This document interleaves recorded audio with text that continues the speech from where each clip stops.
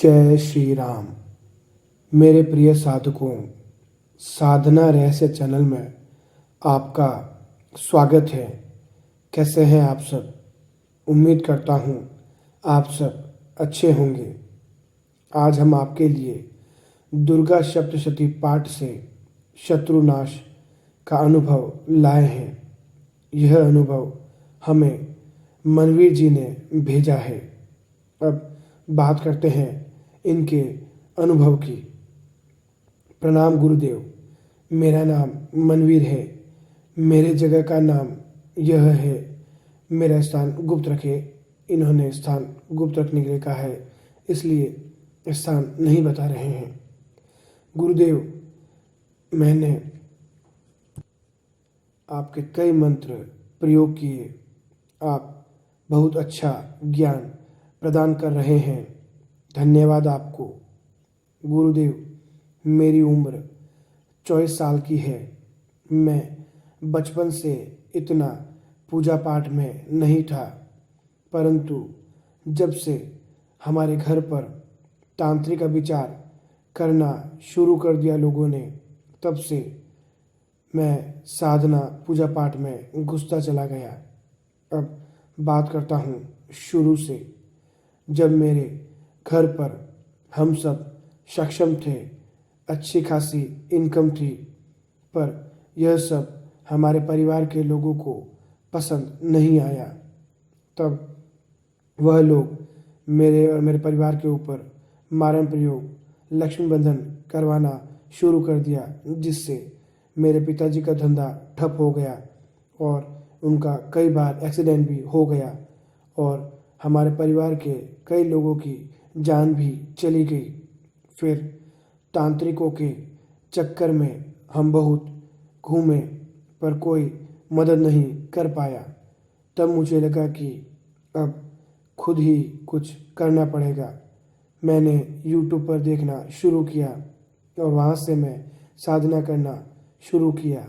जैसे गणेश जी, महादेव जी, माता रानी, इन सब के बीज मंत्रों का लाखों में जाप करना, जिसका फल यह रहा कि अब उनके अभिचार हम पर लागू तो हो रहे हैं, परंतु उसे सही करने के लिए कहीं से भी तांत्रिक या भगत अपने आप मिल जाते हैं और बिना पैसे सही कर देते हैं और वापस चले भी जाते हैं।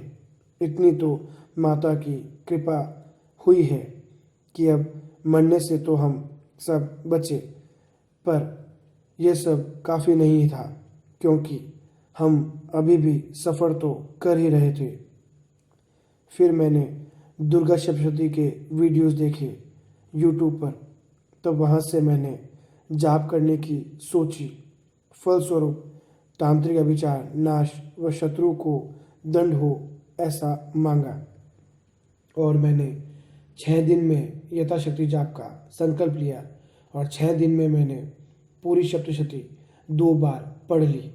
समय काफ़ी लगता था, परंतु सुबह शाम दोनों समय बैठकर मैंने इसे पूरा किया। अब पहले दिन जाप संपन्न किया तो मुझे एक महिला दिखी, जिनके हाथ में त्रिशूल व खड्ग थी। महिला रंग में काली थी, सपने में दिखी थी। फिर दूसरे दिन कुछ अनुभव नहीं हुआ। तीसरे दिन मुझे दिखा कि वही महिला मुझे कुछ राक्षसों से बचा रही है, यह कहते हुए कि दूर रहो, ये मेरा पुत्र है, दूर रहो मेरे पुत्र से। फिर मेरी नींद खुल गई। फिर कोई अनुभव नहीं हुआ।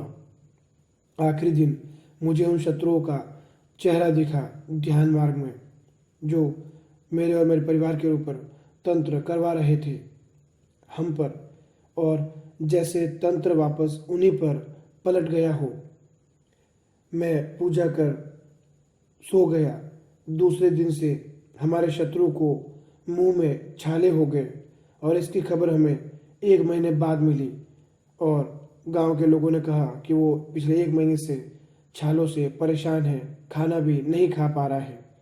और उन्होंने ये भी बताया कि वो कब से बीमार हुआ और वह व्यक्ति उस रोग से 1 महीने तक ग्रसित रहा। न कोई इलाज उस पर लागू हुआ, ना ही मंत्र। फिर उसका यह परिणाम रहा कि उसने तांत्रिक का विचार करवाना बंद कर दिया और अब करवाए तो भी माता रानी के आशीर्वाद से कुछ भी हम पर लागू नहीं होगा। इतना मुझे मेरी माता रानी पर विश्वास है। यह साक्षात चमत्कार मैंने स्वयं अनुभव किया है। आप इसे प्रकाशित जरूर करें जिससे हर पीड़ित व्यक्ति कुछ सीख सके व अपनी सुरक्षा कर सके। साधना विधान में आपको भेज दूंगा गुरुजी, जिसे मैंने किया आप उसे बाकियों के लिए प्रकाशित कर सकते हैं। वह साधन अगले पत्र में भेजूंगा। मेरा एक प्रश्न है, उन शत्रुओं की मृत्यु क्यों नहीं हुई गुरुदेव? और वह महिला जो काले रंग की थी वह कौन सी देवी थी? मेरे प्रश्न का उत्तर देने की कृपा करवाइएगा। धन्यवाद।